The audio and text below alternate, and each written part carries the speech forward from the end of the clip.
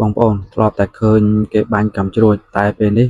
បងប្អូនកលែងមកមើលការធ្វើកាំជ្រួចរបស់គេបងប្អូនហើយកាំជ្រួចនេះគឺជាប្រភេទកាំជ្រួចបែបទំនើបបងប្អូន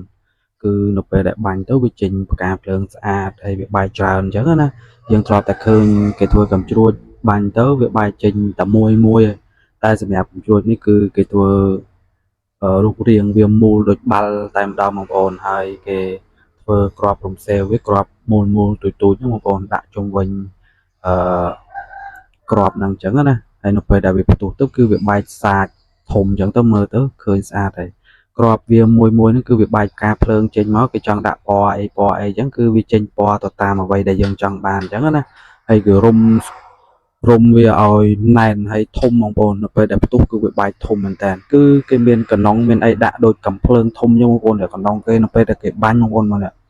មើលផ្ទុះឯងបងប្អូនអូរាប់រយរាប់ពាន់ផ្ទុះមួយចេញជា10ជា20ជា30ចឹងណាបងប្អូនពិតជាលយមែនតើបងប្អូនកាំជ្រួចមួយនេះ